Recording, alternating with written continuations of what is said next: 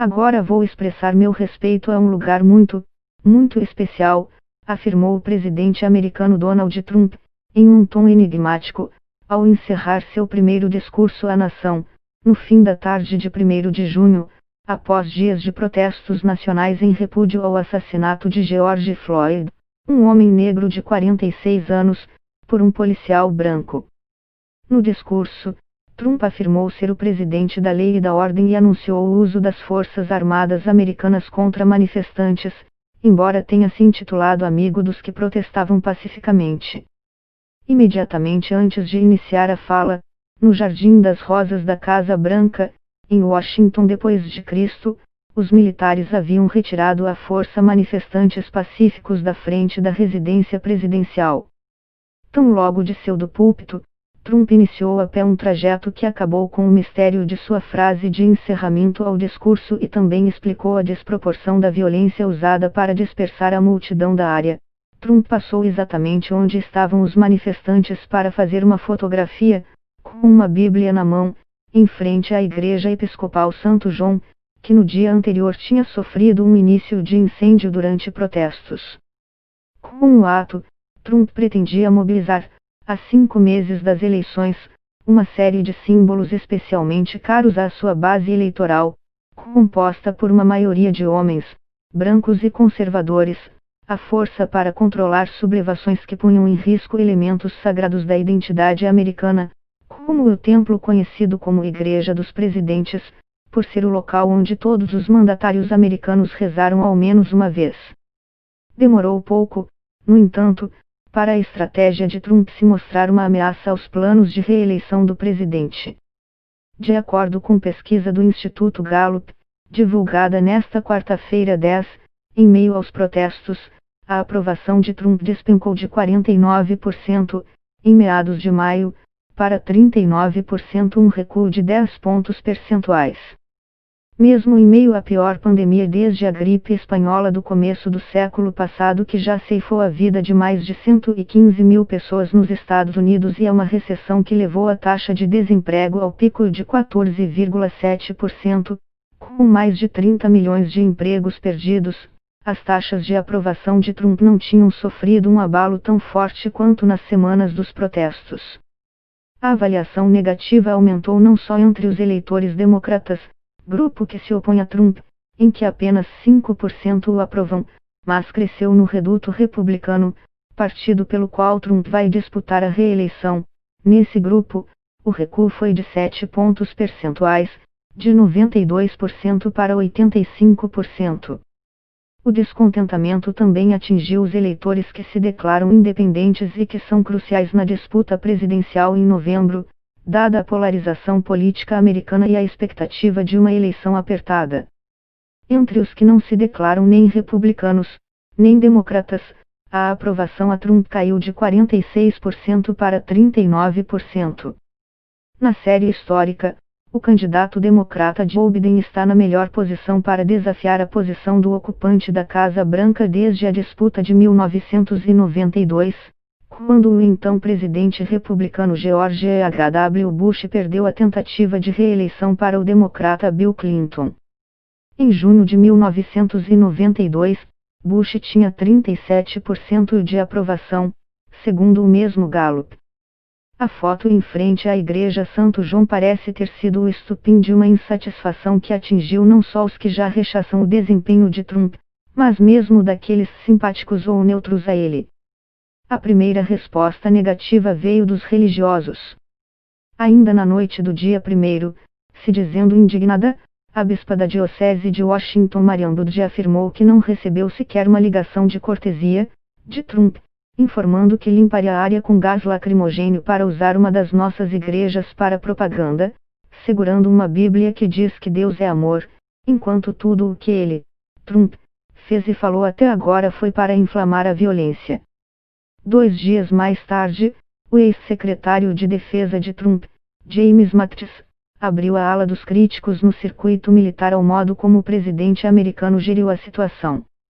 Mattis disse que Trump havia se tornado um risco para a Constituição americana e que era o primeiro presidente em sua vida que não tentava unir o povo americano nem sequer fingia tentar.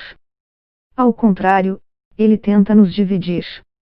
Na sequência, coube ao atual secretário de Defesa de Trump, Mark Esper, demonstrar contrariedade com o uso de militares da ativa em manifestações populares. Esper afirmou que as tropas devem ser usadas apenas como uma questão de último recurso e apenas nas situações mais urgentes e terríveis, o que, segundo ele, não era o caso. Nesta quinta-feira, dia 11, foi a vez do comandante das Forças Armadas, Mark Milley, dizer publicamente que não deveria ter estado junto a Trump quando ele se dirigiu à Igreja Santo João. Minha presença naquele momento e naquele ambiente criou uma percepção de que os militares estavam se envolvendo na política doméstica, Milley afirmou. E mesmo tendo enorme controle sobre a máquina partidária, em um movimento incomum, senadores republicanos também expressaram contrariedade com os atos de Trump naquele dia 1º. A senadora Lisa Murkowski, do Alasca, endossou as palavras de Mattis, que chamou de honestas e necessárias. Não existe o direito a tumultos, nem a destruir a propriedade alheia, mas há um direito fundamental constitucional de protestar, e sou contra a dispersão de um protesto pacífico para fazer uma foto que trate da palavra de Deus. Deus como um suporte político, disse o senador por Nebraska Ben Sasse, para quem políticos deveriam agir para reduzir a temperatura do debate.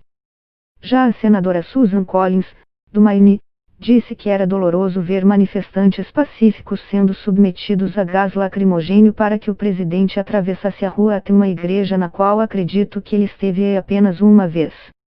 Preocupados com as implicações eleitorais da ação de Trump sobre suas próprias eleições, já que parte significativa dos senadores republicanos terão que renovar seus mandatos em 2020, os correligionários de Trump já discutem propostas de reforma da polícia, pedidas pelos protestos nas ruas, e, em um gesto contrário ao que defendeu o próprio presidente, uma comissão no Senado liderada pelo partido recomendou a retirada de símbolos e nomes do movimento escravagista confederado de bases militares americanas ao longo dos próximos 3 anos.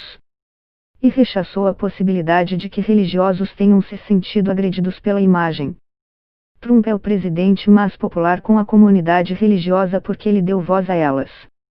Ninguém olha para ele e diz que ele é um cristão sem pecados, mas ele as representa. Compare com George W. Bush, que era um protestante devoto e não fez nada para avançar a agenda religiosa, disse Jones, que afirmou que Trump posou em frente à igreja com a Bíblia para simbolizar que seria guiado pelas ideias de paz e amor contidas no livro santo. Por fim, Jones questiona a validade da própria pesquisa de opinião e diz que as pessoas respondem o que o pesquisador quer ouvir e não o que realmente pensam, o que explicaria, por exemplo, porque em 2016 acreditava-se que Trump perderia e, na verdade, ele ganhou. E soma a isso o fato de que a base eleitoral de Trump se mostra sempre muito aguerrida e entusiasmada para apoiá-lo em novembro, enquanto Biden pode ter vantagem numérica.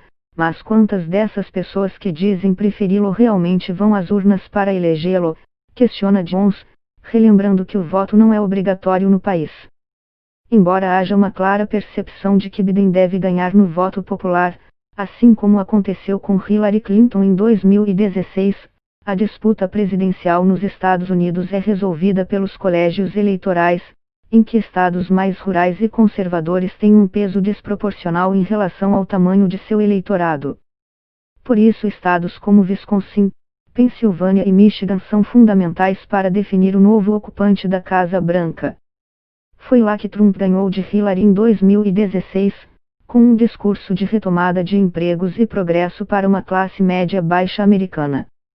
Agora, as pesquisas mostram Biden ligeiramente à frente do republicano, em um cenário de recessão econômica do país. Trump tem se esforçado em mostrar que a economia vai se reerguer rapidamente. Os números oficiais mostram retomada na geração de empregos, com 2,5 milhões de postos abertos em maio. A pesquisa do Gallup foi finalizada antes da divulgação do dado e não mede o impacto que essa melhora pode ter tido no eleitorado. Ao mesmo tempo, os protestos de rua arrefeceram em parte, conforme as autoridades parecem dispostas a reformar o sistema policial que vitimou Floyd e outros tantos negros. Casos de violência e manifestações se tornaram mais pontuais ao redor do país, embora o presidente Trump faça questão de mencioná-los para justificar seu estilo confrontativo de resposta e as barreiras em torno da Casa Branca, que chegaram a bloquear várias quadras na área, já retornaram ao seu ponto original. Nos próximos 5 meses, a recuperação da economia e a condução do presidente para que as ruas americanas se acalmem vão determinar quem ocupará a Casa Branca em 2020.